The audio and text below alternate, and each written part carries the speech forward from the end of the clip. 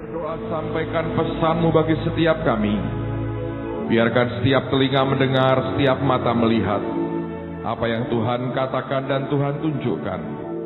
Berikan dengan limpah tanpa terkecuali roh hikmat, wahyu dan pengertian. Karena kami tahu Dia yang membuat kami mengerti setiap perkataan-Mu. Roh Kudus, Engkau berurusan secara pribadi, lepas pribadi hari ini. Kami tahu Engkau ada berita dan kami tahu firman-Mu bagi setiap kami. Urapan Tuhan di tengah-tengah kami dan kami percaya segala kemuliaan hanya bagi Yesus Tuhan. Karena sungguh semuanya asalnya daripada-Mu. Di dalam nama Tuhan Yesus dan semua yang siap terima firman-Nya berkata, amin. Berikan kemuliaan sekali lagi bagi Yesus Tuhan kita. Haleluya. Silakan duduk saudara. Yohanes 4 ayat 23 dan ayat yang ke-24. Saya percaya ini ayat yang sudah sangat populer sekali. Tapi mari kita akan lihat lagi Yohanes 4, 23 dan 24. Tetapi saatnya akan datang dan sudah tiba sekarang bahwa penyembah-penyembah benar akan menyembah Bapa dalam roh dan kebenaran. Sebab Bapa menghendaki, bahasa Inggrisnya, Bapa mencari penyembah-penyembah demikian. Allah itu roh dan barang siapa menyembah Dia harus menyembahnya dalam roh dan kebenaran. Nah, perhatikan istilah ini. Ketika Dia bicara soal penyembah, ketika Bapa itu bicara soal penyembah, perhatikan. Saya tulis di sini. Penyembah. Alkitab berkata, Bapa itu mencari. Nah, apa yang hebat dari kata mencari ini? Mari kita bandingkan dengan dua ayat. Lihat di Efesus pasal yang keempat. Efesus pasal yang keempat. Lihat pada ayat yang ke-11 dan 12. Efesus 4 ayat 11 dan 12 Alkitab berkata, dan ialah yang memberikan, garis bawahi itu, baik rasul-rasul maupun nabi-nabi, baik pemberita-pemberita Injil maupun gembala-gembala dan pengajar-pengajar, untuk memperlengkapi orang-orang kudus bagi pekerjaan pelayanan, bagi pembangunan tubuh Kristus. Nah, perhatikan ketika Allah bicara soal 5 jawatan,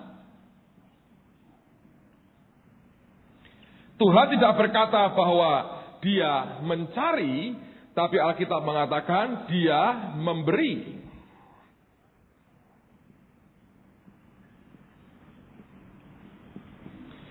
Mari bandingkan dengan satu ayat lagi. Lihat di Matius pasal yang ke-9. Di Matius pasal yang ke-9, ayat yang ke-36 mulai sampai 38. Matius 9 ayat 36 sampai dengan ayat yang ke-38. Melihat orang banyak itu, tergeraklah hati Yesus oleh belas kasihan kepada mereka, karena mereka lelah dan terlantar seperti domba yang tidak bergembala. Maka katanya kepada murid-muridnya, tuaian memang banyak tetapi pekerja sedikit. Karena itu mintalah kepada Tuan yang empunya tuaian supaya Ia, garis bawahi, mengirimkan pekerja-pekerja untuk tuaian itu. Dia ketika bicara soal pekerja-pekerja, Bapak itu mengirim. Nah, apa hebatnya? Bedanya 3 kata ini. Kalau orang itu memberi, artinya orang itu sudah punya. Kemudian dia berikan kepada yang tidak punya. Kalau saya mengirim, artinya memang saya juga punya itu. Lalu saya kirimkan kepada orang lain. Tapi kalau saya mencari, artinya sesuatu yang saya tidak punya dan saya inginkan itu. Nah, Alkitab mengatakan dia punya 5 jawatan, dia punya pekerja, tapi Bapa merindukan dia mempunyai juga penyembah-penyembah. Nah, ketika saya bicara penyembah atau orang yang menyembah Tuhan, saya nggak bicara orang yang menyanyikan lagu haleluya 12 kali atau sekedar berbahasa roh. Walaupun itu bisa merupakan ekspresi daripada penyembahan kita. Tapi saya lebih mengajak kita melihat akan sikap hati dari seorang penyembah itu sendiri. Jadi bukan sekedar tindakannya, tapi sikap hatinya terhadap Tuhan, itu yang penting. Apakah kita punya sikap hati yang mau merendah di hadapannya setiap saat, atau sebetulnya tanpa disadari hidup kita ini penuh dengan keangkuhan. Nah, rupanya terlalu banyak orang yang hidup dalam kesombongan dan hidup dalam keangkuhan. Karena itulah Bapa sungguh-sungguh dia ingin dan mendapatkan penyembah-penyembah yang menyembah dia dalam roh dan kebenaran. Bukan sekedar orang yang katanya menyembah, tapi sikap hatinya sebetulnya tidak pernah menyembah kepadanya. Nah, ini kita harus bedakan. Kalau dia mencari penyembah, maka saya berkata benar, dia mencari penyembah benar, tapi merupakan sikap hatinya yang pertama-tama harus dibereskan di hadapan dia. Nah, mengapa dia cari penyembah? Bukan sekedar untuk kepentingannya, tapi bagi Tuhan sebetulnya dia mau berkata begini, bahwa penyembahan itu mengerjakan begitu banyak hal dalam kehidupan kita, dan bahkan memberi jauh lebih banyak dari yang kita pikir dan yang kita duga sebelumnya. Dari mana kita tahu itu? Mari lihat contohnya. Mari buka dengan saya Matius pasal yang ke-15. Saya tunjukkan sebuah bagian story yang menarik di sini. Matius 15, perhatikan mulai ayat yang ke-21. Matius 15 ayat yang ke-21. Judulnya perempuan Kanaan yang percaya. Lalu Yesus pergi dari situ dan menyingkir ke daerah Tirus dan Sidon. Maka datanglah seorang perempuan Kanaan dari daerah itu dan berseru, "Kasihanilah aku ya Tuhan anak Daud, karena anakku perempuan kerasukan setan dan sangat menderita." Tetapi Yesus sama sekali tidak menjawabnya. Nah, Anda bayangkan keadaan ini. Seorang ibu bukan orang Yahudi, orang Kanaan. Anaknya kerasukan. Dia tidak berdaya dan tidak mampu untuk dia berbuat apapun. Lalu kemudian dia mendengar Yesus lewat. Dan dia berseru, "Tolong aku Tuhan, ya anak Daud. Karena anakku kerasukan, tolong aku." Tapi lihat ketika dia menjerit minta tolong, Alkitab mengatakan, tetapi Yesus sama sekali tidak menjawabnya. Sepertinya teriakan minta tolongnya tidak menggerakkan hati Tuhan sama sekali. Lalu kemudian akibat lebih jauh Alkitab berkata, lalu murid-muridnya datang dan meminta kepadanya, "Suruhlah ia pergi, ia mengikuti kita," dengan berteriak-teriak. Nah, ketika ada reaksi dari para murid, maka lihat pernyataan Yesus berikutnya. Ayat berikutnya jawab Yesus, "Aku diutus hanya kepada domba-domba yang hilang dari umat Israel." Sebetulnya pernyataan itu seperti pintu tertutup bagi perempuan Kanaan ini. Ingat, Tuhan itu tidak pernah melewati daerah tugasnya. Selama dia hidup 2000 tahun yang lalu, tugas utamanya bukan kepada bangsa-bangsa lain, tapi kepada orang Israel. Sehingga ketika orang di luar orang Yahudi ini datang minta pertolongan, pertama dia tidak menjawab. Ketika muridnya mulai bereaksi, akhirnya dia berkata, "Aku diutus hanya mencari domba yang hilang di antara kaum Israel." Dengan demikian sebetulnya dia sama sekali berkata bahwa tidak ada peluang bagiku untuk menolong kamu, atau tidak ada peluang bagimu untuk aku tolong. Tertutup pintunya. Nah, perhatikan reaksi wanita ini. Ayat 25. Tetapi perempuan itu mendekat dan apa saudara? Menyembah dia. Sambil berkata, "Tuhan, tolonglah aku." Nah, di sini kuncinya. Orang kalau bisa datang ke Tuhan, mendekat dan menyembah, Anda sebetulnya menyentuh hatinya. Tapi lihat, penyembahan memberikan banyak hal. Jauh lebih banyak dari yang kita bisa duga dan pikirkan. Apa yang terjadi? Ayat 26. Tetapi Yesus menjawab, "Tidak patut mengambil roti yang disediakan bagi anak-anak dan melemparkannya kepada anjing." Ketika dia menyembah, Tuhan berkata, kasarnya ini, "Anjing loh." Saudara, kalau diomongin anjing loh, marah tidak? Wah, jangan tanya 2 kali Pak. Saya tanggalkan kekristenan saya 5 menit, ayo tak hadapi orang ini. Ya tak saudara? Perhatikan ini. Perhatikan ini. Yesus melihat ia tersungkur menyembah. Dia bilang, Tuhan, tolong aku. Dan dia ngomong begini. Ini omongannya gak enak.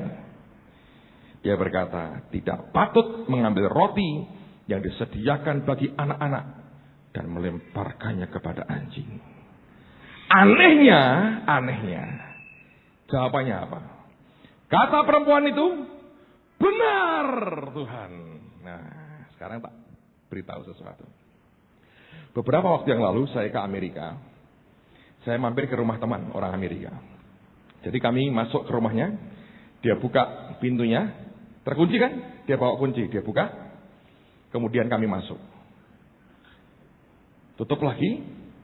Saya duduk di ruang tamunya. Ketika saya melihat ke pintu itu, saya melihat hal yang aneh. Bentuk pintunya itu aneh, saudara. Ini pintu ya. Ini ada handle-nya. Ini ada tempat kuncinya. Oke. Di sini dia kasih double lock di sini. Tapi di sini ada lubang. Dan tutupnya dari karet. Ini karet. Orang tidak bisa masuk. Kecil. Saudara tahu ini pintu apa? Hah? Anjing. Ngirit. Ketika dia berdiri, dia berkata begini, Tuhan, tolong aku. Tuhan diam aja. Muridnya berkata, usir dia Tuhan. Teriak-teriak ganggu kita.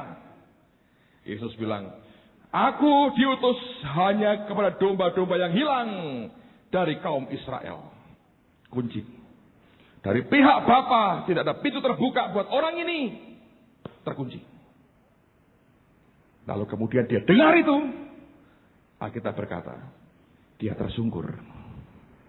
Tersungkur? Dia bilang, Tuhan, tolong aku. Tersungkur. Terus saya ngomong gini. Tidak patut ya ngasih roti yang untuk anak kepada anjing. Dengan demikian dia berkata, anjing lu. Tapi ketika dia tersungkur, dia bilang, anjing lu. Itu revelation. Anjing, lu anjing. Anjing lu. Saya lihat sedikit, kaget saudara. Ya kalau di sini tertutup, ketika di bawah terbuka. Langsung bilang, benar Tuhan. Bruk, masuk saudara. Nangkap saudara. Makanya dia teriaknya senang. Benar Tuhan. Terus katakan, luar biasa ini. Namun anjing itu makan remah-remah yang jatuh dari meja tuannya. Maka Yesus menjawab dan berkata kepadanya, hai ibu, apa saudara? Besar imanmu. Maka jadilah kepadamu seperti yang kau kehendaki. Dan seketika itu juga anaknya apa? Saya tanya, ditengking enggak? Saya tanya saudara. Tidak. Setane rumangsa dewi. Ya wis lunga, pergi. Tanpa ditengking. Musuh anjing gini repot, pergi. Sebab dia tahu kalau anak-anak Tuhan mulai nyembah, tidak ada pintu yang terkunci bagi yang bersangkutan. Di sini selalu terbuka. Pintu anjing selalu terbuka. Nanti kalau pulang bertanya, Pak Perso apa? Kon dadi asu awake dhewe. Nah itu benar. Sebab kalau Anda jadi manusia tertutup. Orang anjing-anjingan, orang anjing pokoknya kita ini. Yang terbuka ini pintu anjing. Saudara tahu banyak orang tidak tertolong gara-gara begini. Kayak jerapah, kayak kingkong, kayak merak. Nggak bisa. Yang terbuka yang di bawah kecil. Begitu dia tersungkur, dia nyembah, dia berkata anjing itu, dia bilang, iya benar Tuhan. Kebuka bawahnya ternyata. Saudara ngerti worship itu, sikap nyembah itu luar biasa. Anda dibenarkan atau dikatakan salah dari sikap hatimu di hadapan Tuhan. Orang yang mau merendah dan lepas dari kesombongan, orang itu akan menikmati yang luar biasa dari Tuhan. Nangkap saudara? Seringkali kita sudah kehabisan kata-kata. 2 minggu lalu kalau Anda masih ingat saja, Anda berkata, sudahlah, sembahan aja saudara. Sembah aja. Ternyata nyembahnya itu bagus. Anda bertanya, kok bisa Pak hanya nyembah aja? Belajar dari perempuan Sirofenisia. Ketika dibilang anjing, secara manusia dia direndahkan sekali. Tapi tidak pernah tanpa tujuan Allah berkata apapun kepada kita. Sekalipun yang dikatakan sepertinya merendahkan kita, di dalam perendahan itulah jalannya terbuka lebar dan pintunya tidak pernah tertutup bagi kita. Saya berdoa Anda bisa tangkap dalam rohmu. Apapun pergulatan hidupmu, kalau Anda berontak keluar dengan Allah, Anda berdiri, Anda maki-maki Tuhan, terkunci rapat, Anda makin dobrak, tidak akan pernah terbuka. Tapi kalau kita mau merendah, dan Tuhan aku sedang merendah, anjing kamu. Anda lihat sedikit ke atas, Anda akan teriak seperti perempuan itu, benar Tuhan. Siap saudara, makan roti di situ. Ngerti? Remah-remahnya biar makan. Saya berdoa Anda bisa tangkap ini. Sebab kita punya Allah yang selalu melihat hati kita dan sikap hati kita. Coba lihat ya. Ayub pasal 42. Kitab Ayub pasal yang ke-42. Saya bacakan ayat yang pertama sampai dengan ayat yang ke-6.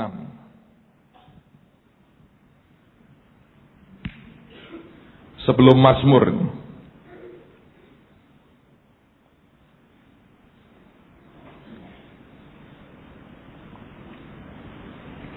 Ayub 42, ayat yang pertama sampai dengan ayat yang ke-6. Maka jawab Ayub kepada Tuhan, aku tahu bahwa engkau sanggup melakukan segala sesuatu dan tidak ada rencanamu yang gagal. Firmanmu, siapakah dia yang menyelubungi keputusan tanpa pengetahuan?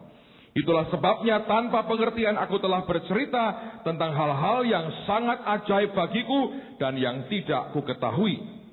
Firmanmu, dengarlah maka akulah yang akan berfirman. Aku akan menanyai engkau supaya engkau memberitahu aku.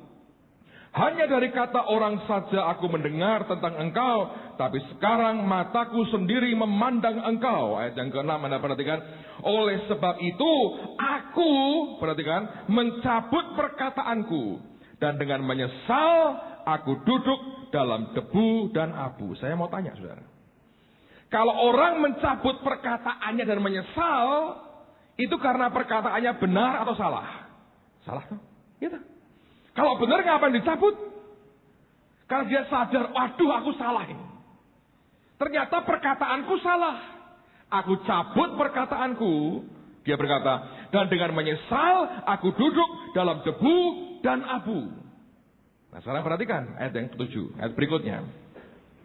Setelah Tuhan mengucapkan firman itu kepada Ayub, maka firman Tuhan kepada Elifas orang Teman, murkaku menyala terhadap engkau dan terhadap kedua sahabatmu.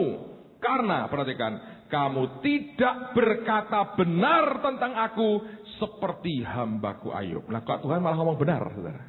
Ayo. Ayubnya mencabut perkataannya, dia merasa menyesal. Tuhannya berkata, engkau tidak berkata benar seperti hambaku Ayub. Di mana persoalannya? Persoalannya adalah Allah tidak melihat kalimat yang keluar dari mulut kita sebagai yang utama, tapi Tuhan melihat hati kita bicara apa sebetulnya. Hati ini bicara lebih keras dari mulut kita. Contoh begini. Kalau Anda berkata pada seseorang, kalau kamu tidak bertobat, masuk neraka. Oke. Itu perkataan betul tak? Kalau kamu tidak bertobat, masuk neraka. Anda putar seperti apapun, itu perkataan kalimat itu betul. Tapi kalau itu isinya dari kemarahan dan kejengkelan, sambil mengharapkan benar-benar masuk neraka, ya tak? Kalau tidak bertobat, langsung neraka kamu. Dalam hati kita, mudah-mudahan tenan. Itu kalimatmu jadi salah atau benar, saudara? Salah. Sebab sikap hatimu bicara lebih keras dari perkataan saudara. Ya. Saudara misalnya begini. Anda kerja nih, satu perusahaan. Jengkel dengan bosmu. Bosmu berkata gini, itu tolong lampu di sini nyalain. Saudara ngerti, tak nyalake mesti jeglek ini korset mesti. Tapi karena jengkel, nggak berkata, bos yang merintah lo ya. Ya, bos yang merintah lo ya. Jadi saya kerja karena perintahnya bos lo ya. Ya, rasain. Bias korset. Saudara salah atau benar sebetulnya? Salah. Benar. Bos yang merintah, dia sudah bilang iya. Di kalimat itu Anda benar. Tuhan baca suara hatimu. Sampai berkata, aku ngerti kamu salah. Memang aku jarak. Rasain lu. Itu ternyata gebanya lebih keras. Di kasus Ayub terjadi begitu. Udah ngomong panjang lebar. Tuhan berkata gini, salah lu. Nyesel, dia cabut, dia bertobat. Tuhan berkata, nah itu benar sekarang omonganmu. Lucu tak saudara? Dengan Tuhan, dia lihat sikap hati lebih dari segala-galanya. Saya mendasari hari ini dengan firman ini. Karena ini penting buat kehidupan kita. Sikap menyembahnya loh saudara. Sikap merendah di hadapan Tuhan. Harus kita punya. Sebentar saya mau ajak Anda nonton atau melihat, mendengarkan kesaksian. Ini yang bersaksi ini hamba Tuhan dari Jakarta. Anda mungkin pernah dengar namanya Bapak Pendeta Alex Iranata. Pak Alex ini gembala sidang dari gereja yang di Menara Era. Yang setiap bulan saya pinjam gedung gerejanya untuk seminar di Jakarta. Seminar minggu lalu Tuhan kerja indah yang datang penuh sekali. Dan hari terakhir itu Pak Alex hubungin saya. Dia berkata gini, Pak Petrus boleh nggak saya bersaksi nanti sore? Saya kaget saudara. Dia kan hamba Tuhan. Lebih senior dari saya, umurnya jauh di atas saya. Dan Tuhan pakai dia bukan orang nganggur.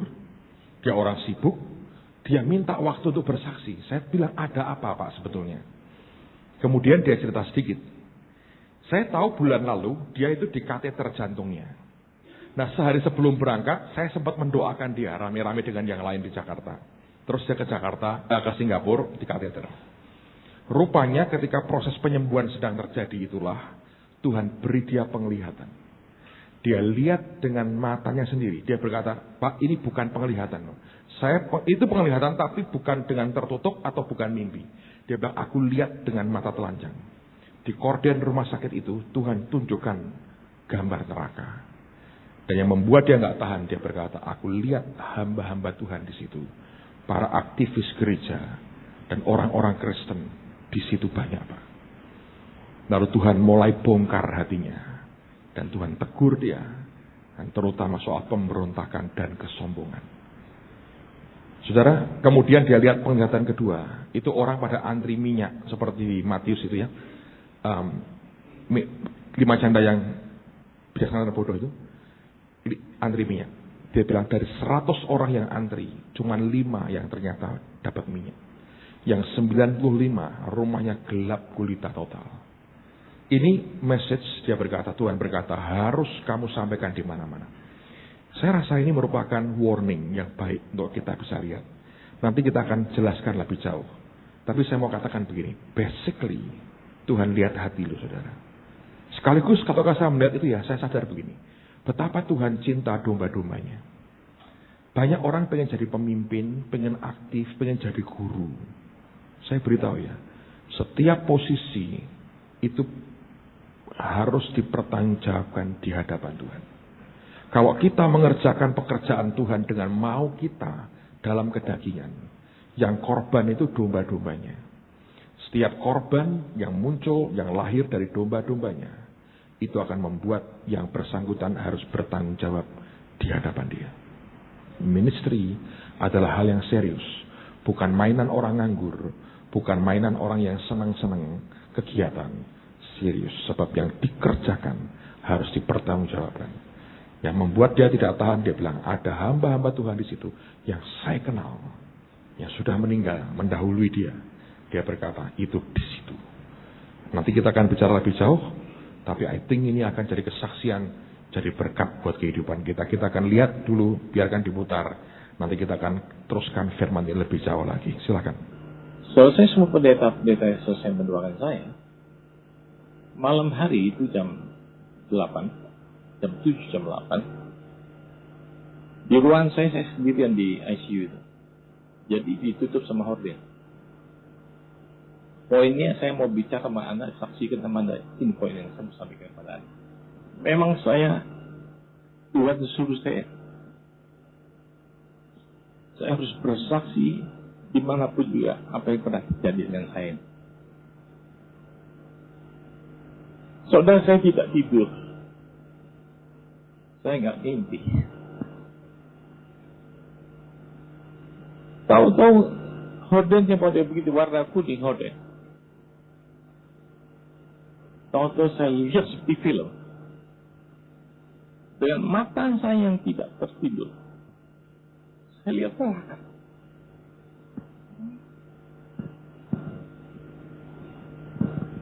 Saya lihat neraka. Saya lihat hamba-hamba Tuhan sebelum saya di tempat itu. Saya lihat aktivis yang sibuk dengan pekerjaan Tuhan ada di tempat itu. Waktu maaf saudara, saya setiap kali menyaksikannya saya tidak tahan. Saya cukup terkejut. Saya tahu siapa hamba Tuhan itu. Saya tahu klien-klien, ada yang saya kenal. Dan saya tahu aktivis yang sibuk sebagai donatur pekerjaan Tuhan ada di tempat itu.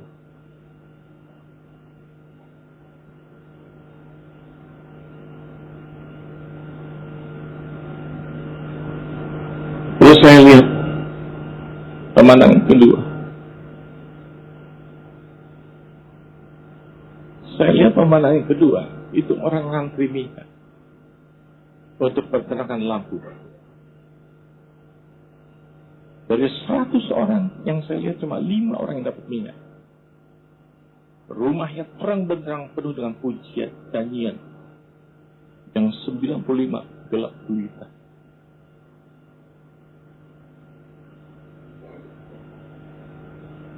Setelah itu saya merasakan 1 jam Tuhan seperti berdiri di samping saya. Dan yang sangat lucu, kamar yang saya lihat, yang saya dirawat, itu sudah saya lihat 10 tahun yang lalu.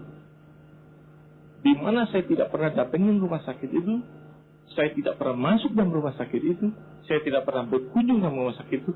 Kamar serta seluruh peralatan di dalam rumah sakit itu 10 tahun yang lalu. Tuhan ingatkan saya kembali. Saya pernah lihat tempat itu waktu Tuhan mengatakan kepada saya, waktu saya mau tinggalkan Tuhan. Dalam arti kata, saya mau tinggalkan sebagai gembala sidang, saya mau tinggalkan sebagai hamba Tuhan. Saya cuma mau jadi jemaat Tuhan. Dan Tuhan ingatkan saya, kamu akan terus tergeletak di tempat tidur. Saya teringat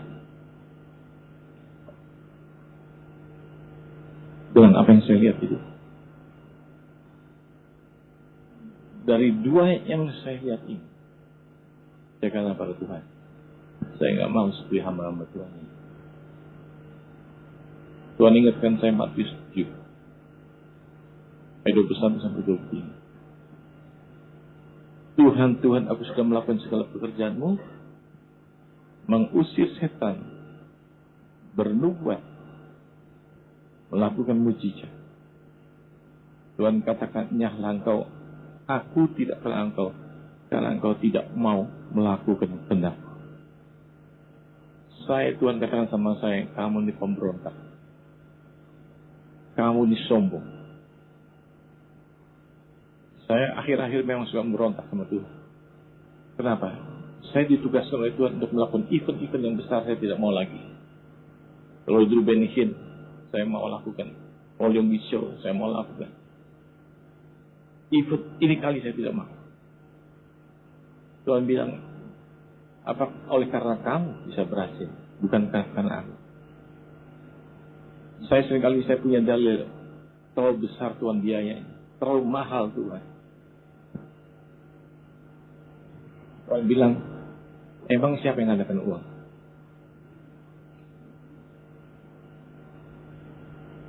Saudara, semua apa yang dikatakan oleh banyak dan kepada firman Tuhan diingatkan sama saya. Itu saya betul-betul, itu adalah ya dan amin. Anak yang dikasih itu selesai diajar ya, waktu pengajaran datang dengan duka cita, setelah mendatangkan sukacita. Ibrani 12 ayat 4, Anda bisa terus baca. Dan saya bersyukur, di situ saya komit baru dengan Tuhan. Saya bertobat. Saya katakan Tuhan, mulai hari ini, apapun yang Tuhan suruh saya akan lakukan. Tuhan katakan sama saya, sampaikan kepada hamba-hambaku, kepada umat Kristiani, jangan melayani menurut kedagingan. Jangan melayani menurut maunya sendiri. Banyak hamba Tuhan melayani menurut kemauan mereka, menurut selera daging mereka, tapi bukan menurut selera Bapa di surga. Sampaikan akan banyak orang seperti Goliat di neraka ini. Pertandingan ada sampai akhir. Saudara kasih Tuhan, saya himbau kepada Anda. Mungkin Anda cuma dengar, Anda setelah keluar dari sini Anda lupa apa yang saya saksikan. Tapi saya yang ngasih tidak akan terlupa. Saya yang menyaksikan itu mengakibatkan saya terlalu takut. Dan saya tahu pelayanan itu bukan karena kuat berarti. Itu karena anugerah Allah semata-mata. Saya beritahu kepada Anda, saya tahu bahwa Allah mengasihi kita semua. Dan Dia tidak mau saudara saya satu pun orang binasa. Saya katakan pada Tuhan, saya tidak mau sekarang orang melayani menurut selera saya. Saya banyak menolak gereja-gereja yang minta pelayanan saya. Karena apa? Alasannya karena saya kurang setuju dengan pengajaran. Karena saya kurang cocok dengan hamba Tuhan. Tuhan bilang, engkau bukan melayani manusia, tapi engkau melayani aku. Upahmu bukan dari manusia, tapi upahmu dari aku. Sekali lagi saya katakan pada Anda, bersaksi pada saya melihat keadaan itu. Kalau memberitakan, itu kita memetik dari apa yang kita terima. Tapi belum tentu kita punya pengalaman secara pribadi. Saya himbau Anda, mulai malam ini, apakah kita sudah betul-betul, saya sekali lagi saya cukup terkejut melihat apa yang terjadi. Kalau tadi saya tidak kenal dengan hamba Tuhan itu, mungkin buat saya tidak terkejut. Saya kenal, saya tahu hamba Tuhan itu sebelum saya itu.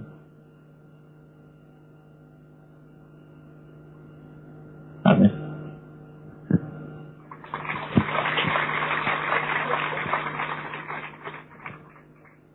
Apa yang disampaikan oleh Pak Petrus, saya lupa beliau yang mau sampaikan kepada Anda. Hati-hati Anda merasa bahwa Anda sudah mengusir setan, sudah melayani berpasar. Saya pikir itu memang bukan pekerjaan pendeta atau hamba Tuhan, dari pekerjaan Allah sendiri. Saya waktu keluar dari ICU, saya ada di ruang perawatan selama 3 malam. Di situ memang banyak orang besar yang serang sama saya. Tapi memang apa yang Pak Petrus tadi katakan, dia tidak bisa mendekat. Sama sekali dia bisa mendekat. Dan saya tidak merasa takut sama sekali. Sebab perasaan takut itu bukan dari Tuhan, dari setan. Dikatakan 2 Timotius 1 ayat 7. Tetapi yang satu saat, saya masih ingat besok pagi saya akan keluar dari rumah sakit itu. istri saya sedang tidur. Jadi beberapa malam itu setiap malam saya nggak bisa tidur, saya melek. Tapi saya menyembah, saya mau menyembah Tuhan.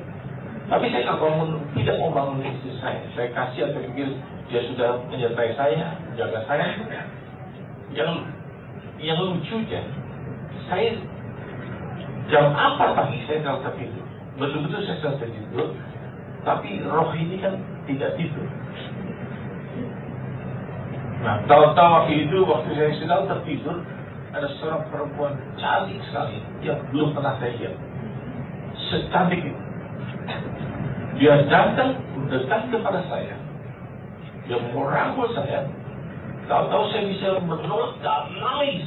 Tahu-tahu itu berubah jadi kayak anjing. Rupanya memang saya dulu punya kelemahan sebelum jadi pelayan Tuhan. Saya memang punya kelemahan di situ. Dan ini rupanya kuasa-kuasa tidak tinggal diam. Sampai saya pulang ke Jakarta beberapa hari terus saya diserang oleh kuasa-kuasa kegelapan. Tapi waktu sekarang saya terus berdoa, saya dalam peperangan rohani, sehingga ini dia tidak tahan dalam saya. Di end yang paling menyenangkan saya di dalam semua kejadian ini, tahu-tahu Pak Petrus saya dapat ini. Saya tidak tahu apakah mereka yang akan bertobat, tapi saya yakin bahwa yang namanya Indonesia akan ditenangkan baik.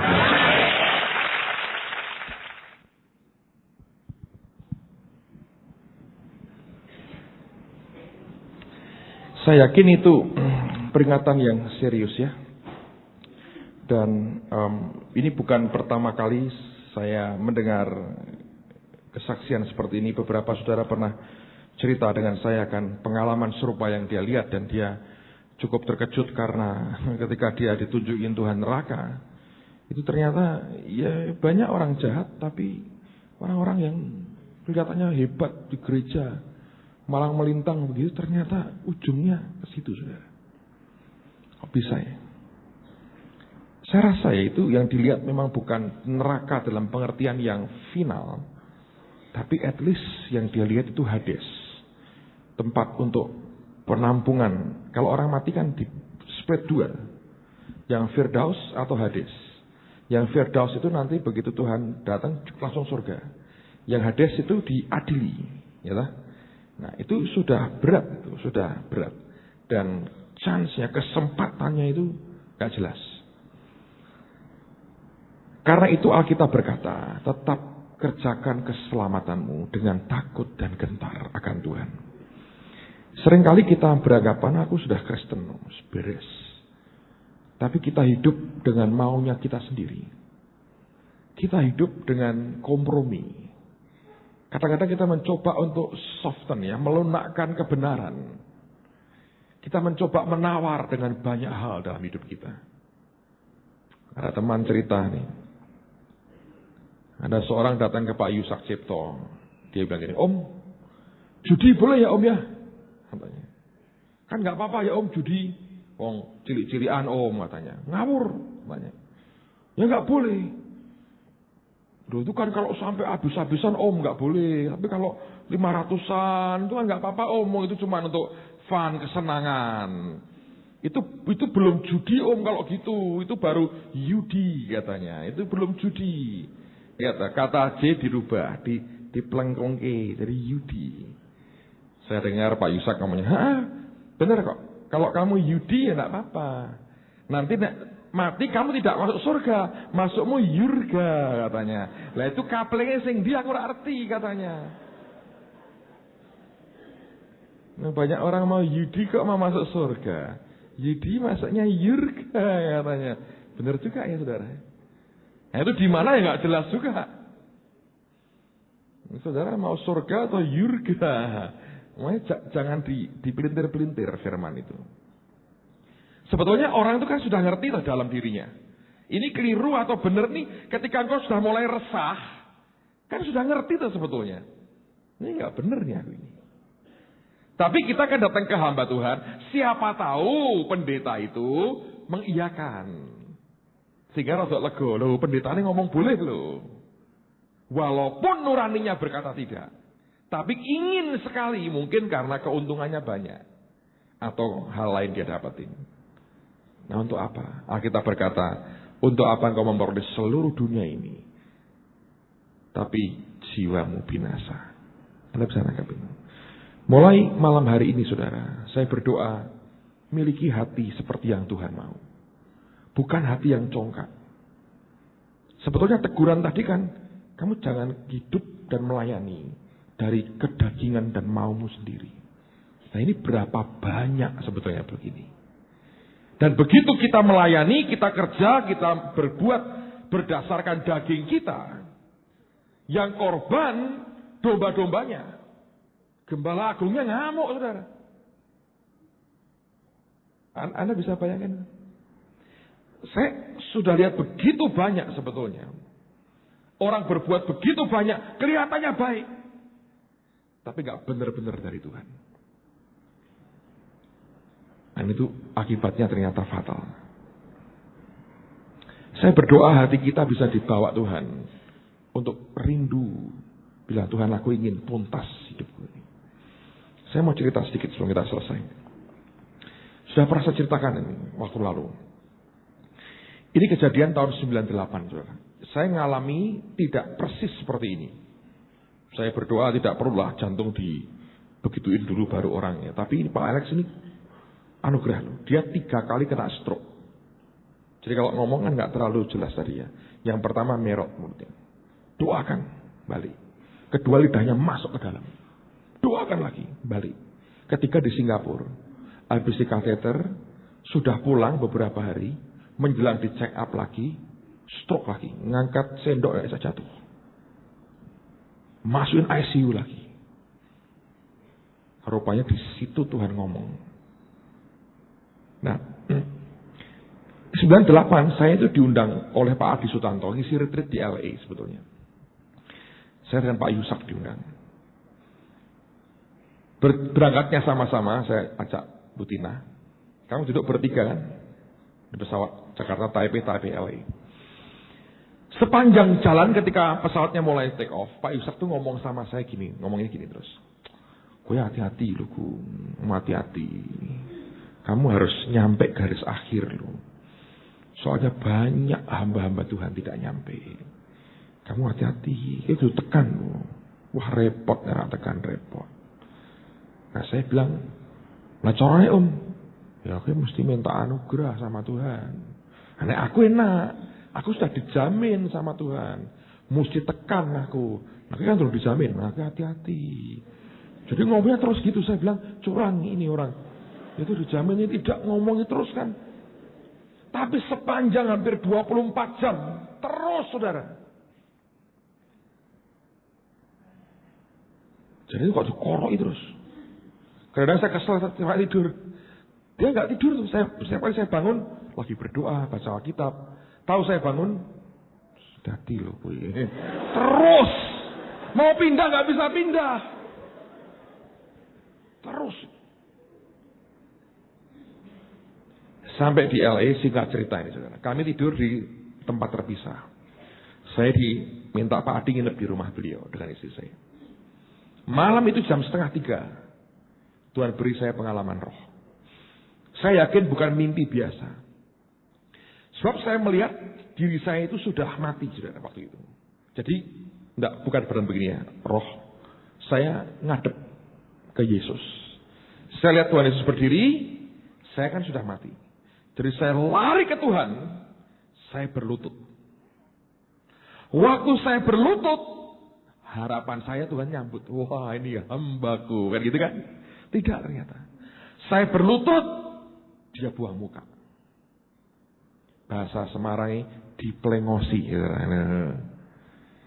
Saya pernah tahu diplengosi Yesus. Dia buang muka. Waktu dia buang muka, dalam sekejap saya lihat 2 pemandangan. Di atas saya lihat kesempurnaannya. Hari demi hari ternyata dia sempurna dalam hidup saya selama ini. Apa yang dia sediakan, berkatnya, anugerahnya, proteksinya, sempurna. Tidak bisa dicacat sama sekali. Langsung saya lihat. Tapi di bawahnya sebagai pembanding. Saya lihat hidup saya kacau balau saudara. Dalam pandangan Allah. Waktu saya lihat itu saya teriak, saya bilang, waduh. Aku nggak nyampe ternyata. Dan waktu saya teriak begitu, ada perasaan menyesal yang luar biasa. Menyesal sekali. Sampai saya bilang, aku kok gini ya. Tuhan begitu sempurna, aku bereaksinya begini. Nah waktu saya teriak begitu, nyesal di hati, bisa ngomong gini, Tuhan, aku gak layak kok tinggal dengan Engkau. Biarkan aku ke neraka saja Tuhan. Sampai ngomong itu. Anda gak bisa bilang gini, aku rak. Ketemu Yesus tetap ngotot aku, pokoknya surga Yesus. Entah beritahu saudara ya, tidak akan keluar teorimu itu. Sebab otakmu sudah tidak kerja lagi. Yang kerja itu rohmu itu nanti bereaksi apa adanya. Engkau tidak bisa berpolitik. Di sini kau bisa merekayasa macam-macam. Ketemu dia, hilang semua saudara. Apa adanya.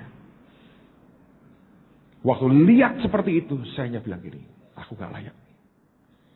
Anda bilang, aku urusan, pokoknya layak, aja kegelem aku membuntrok. Nanti Anda buktikan sendiri. Nanti engkau dengan sukarela engkau bilang, aku neraka aja Tuhan.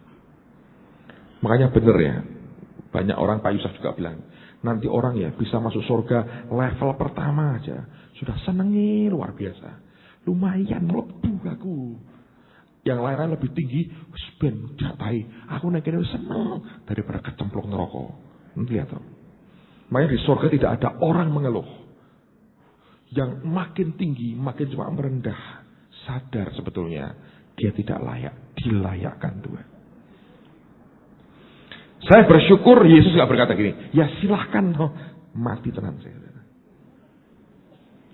Waktu saya ngomong gitu Tuhan, aku biar di neraka aja. Terbangun saya. Basah kuyup keringat dingin. Saya ke kamar mandi, saya gak tahan, saya berlutut. Dan itu untuk pertama kali saya ngomong gini, Tuhan, paksakan rencanamu dalam hidupmu. Kalau dagingku gak dipaksa, gak bisa. Susah. Hidup nurut Tuhan terus, ngikuti cara Tuhan susah. Mungkin dengan Tuhannya gampang, disalah ngerti orang. Kayak orang goblok saudara. Gak ngerti apa-apa, betul itu. Sulit. Nanti kalau pas berhasil dipuji orang, sombong meneh. Angel, ranjonya kakean dunia ini. Nek jalan mesti engklek sama jinjit sana sini. Sing kuat siapa? Sungguh. Jujur saya bilang, susah udah. Kalau sembarangan itu gampang. Tapi menyenangkan dia senantiasa juga gampang. Sebab Tuhan gak berurusan dengan luar kita, dia ngurus dalam kita. Beberapa hari kemudian saya ketemu beliau. Anda lihat, nanti saya tulis itu di buku yang terbaru saya, Permainan Berbahaya. Itu Anda baca itu. Lalu di situ saya terima penjelasan bagus. Tuhan ngomong, Pak Yusuf juga ngomong. Saya cerita dengan dia ngomong gini. Dia ngerti masalahmu, Ran? Saya bilang enggak. Terus saya bilang gini. Kamu kenapa kok datang ke Yesus tersungkur tuh mau ngapain? Mau lapor toh? Iya, saya bilang. Loh logis toh.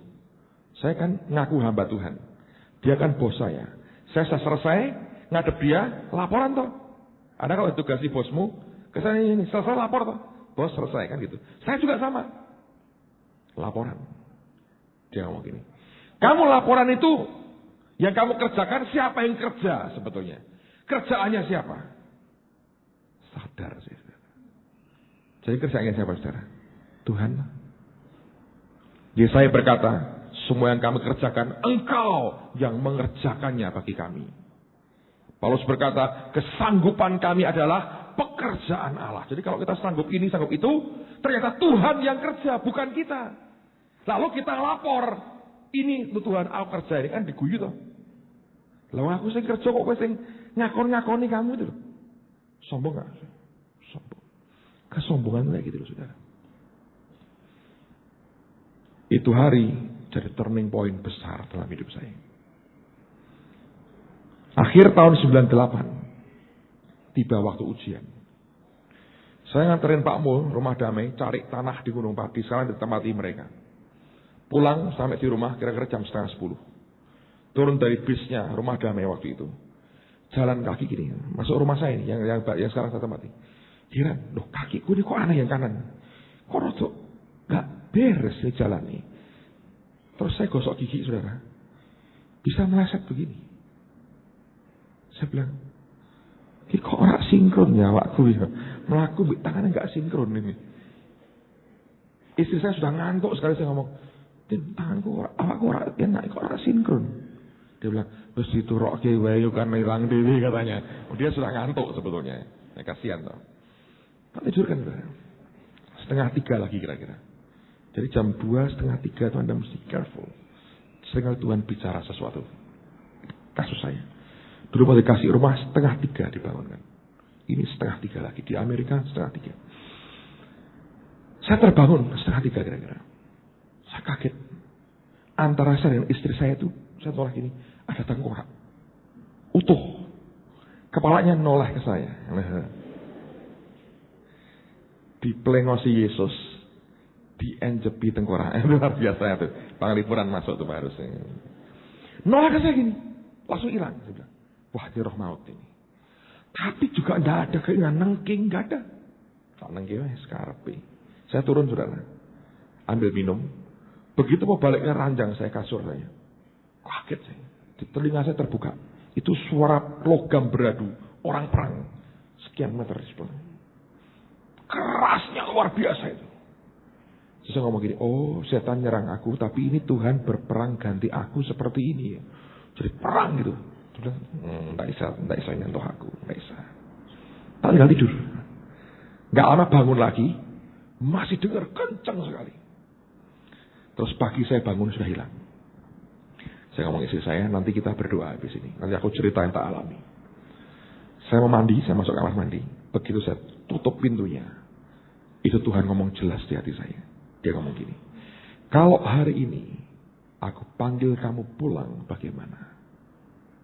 Saudara, piye tadi? Kalau mau pulang hari ini, ikut Yesus, percaya masuk surga? Percaya. Mau pulang sekarang? Tidak. Nah, orang itu kan gitu. Kenapa kok gitu saudara? Ikatan dengan dunianya masih kuat. Belum selesai tugasku, kok ngerti? Bilang aja masih cinta dunia. Masih tidak yakin Allah pelihara keluargamu, selesai. Tidak bulet-bulet cari ayat saudara, nggak usah. Terang-terangan dengan Tuhan lebih baik. Nanti kebuk pak, resiko toh saudara. Tapi kan jujur. Tapi kalau bukan karena anugerah loh, tak bilang ya. Tidak ada orang itu gagah natai kematian itu nggak bisa. Anda tetap perlu anugerah. Waktu dia tanya begitu aneh. Kayak hati saya dikuasai Tuhan. Saya teriak, saya bilang, amin Tuhan, aku mau. Malah orang mati-mati saudara. Ternyata itu ujian. Allah mau lihat hati. Dia cinta sama nyawanya enggak orang ini. Tapi jujur saya bilang, bukan karena berani, tidak saudara. Kalau hatimu dikuasai Tuhan, ya memang Tuhan. Terus jam 10 saya ajak istri saya berdoa di ruang doa kami waktu itu. Saya lihat itu setan plafon gede di tengah. Dia bilang tangking, hilang. Terus saya ngomong sama istri saya, gereja akan mengalami kegerakan. Saya bilang ini ya, daerah Manyaran akan ada revival. Gak lama banyak orang bertobat di situ. Sampai sekarang kita bisa buka gereja di situ. Ya Pak Tri bantu di situ. Tapi kita growing di situ cepat sekali. Nah, kalau Anda masih ingat, akhir tahun itu kita ke Cirebon rame-rame itu. Naik bis itu ke Cirebon. Bu Nanik pembukaan Gracia. Saya bicara dengan Pak Yusak dengan beberapa yang lain. Dan Raymond Mui juga bicara, saya terjemahin. Cuma badan masih gak enak sebetulnya. Pada malam pergantian tahun, saya tidak lelehan. Tidak. 9:30 tidur saya sudah. Tidur. Saya tahu beberapa orang di kamar-kamar mendoakan saya. Karena gak enak. Limbung masih, badan masih gak enak. Terus malam itu Tuhan beri saya mimpi. Saya pakai pakaian seragam tentara, tapi tidak seperti tentara kita, beda. Terus naik jeep yang kapnya dibuka. Di sebelah saya ada ajudannya naik setir mobil itu. Saya dibawa kayak tangsi militer gede sekali dengan banyak tenda dan banyak senapan, banyak meriam di situ. Dan depannya ada portal untuk nutup. Waktu mobilnya masuk dibuka. Dan beberapa orang berjajar ngasih salam, ngasih hormat. Karena mereka begitu, saya noleh ke mereka. Waktu saya noleh ke mereka, saya tahu pangkat saya. Besoknya saya masih ingat di Hotel Bentani di Cirebon. Di sebelah kolam renang saya masih ingat. Saya datangin Pak Yusak. Saya bilang, Om, aku mimpi kayak begini. Saya cerita ini. Aku ngerti pangkatku. Langsung dia bilang, kita pangkatku. Loh, kok ngerti? Aku pernah dikasih. Terus saya bilang, ya wis, aku ngerti aku. Ini Tuhan baru ngomong be aku. Terus dia ngomong gini. Beberapa hari kemudian, Januari 99, saya khotbah di Punani Erbu itu. Dan doa bareng dengan timnya. Ada Pak Yusak, Repkah juga ikut waktu itu. Terus kami doa sama-sama. Punani dapat pesan Tuhan, audible, dia sampaikan ke saya. Dan di situ Tuhan berkata gini. Banyak hal dia ngomong banyak hal. Dan dia berkata, hari ini aku berikan kepadamu jaminan untuk menyelesaikan tugas sampai garis akhir. Pak Yusak ketawa keras, ya, pukul punggung saya. Dia bilang, wah enak kue saiki kong, dijamin Tuhan. Ayo harus tekan nih Pak Yusak, harus tekan. Nah, podo tuh sekarang. Nah, dulu kan tidak imbang, sekarang podo ayo harus tekan. Tapi saya bilang pada saudara, semua karena anugerah. Saya waktu dengar ini saya bilang, aduh. Saya kemarin di Medan saya telepon Pak Yusak, Pak Alek untuk penglihatan. Dia waktu lihat orang di neraka dia biasa, dia bilang, ya aku cerdik. Ketika saya bilang dari 100 cuma 5, dia aduh, dia teriak. Sidik ya kongnya, sidik. Tapi saya berdoa, sedikitnya Tuhan kan banyak banget kadang-kadang saudara. Miliki hati yang nempel ke dia. Dan hidup kita akan safe. Semua gejolak di batin dibuang. Miliki hati yang merendah di hadapan Tuhan kita. Amen. Ayat terakhir. 1 Tesalonika pasal 3. Tadi Pak Ardian sharing ini dan dia bacakan ini ayat dan jadi berkat besar. Saya mau bacakan buat saudara. 1 Tesalonika pasal yang ketiga. Ayat yang ke-13. 1 Tesalonika 3:13. Kiranya dia menguatkan hatimu supaya tak bercacat dan kudus di hadapan Allah dan Bapa kita pada waktu kedatangan Yesus Tuhan kita dengan semua orang kudusnya, yang membuat kita tak bercacat dan kudus kalau hati kita kuat. Karena itu Paulus mengatakan, kiranya dia menguatkan hatimu. Anda mesti punya hati yang kuat, saudara. Dunia ini tidak gampang. Kalau Tuhan menguatkan hati kita, engkau tidak akan cacat. Tapi hatimu tidak kuat dan tidak meminta dia menguatkan hatimu, cacat dan tidak kudus. Saya berdoa ini ayat jadi kekuatan buat kita pada hari ini. Tapi dengarkan saudara, Tuhan mengasihi domba-dombanya luar biasa. Amen. Tutup Alkitabmu, bawa hidup kita kepada Tuhan. Mari berdiri sama-sama saudara. Thank you Lord. Angkat tanganmu sama-sama. Tuhan, terima kasih untuk anugerah yang begitu besar Engkau berikan buat kami. Kami mau belajar hidup menyerah kepadamu. Belajar hidup menyenangkan akan hati Tuhan.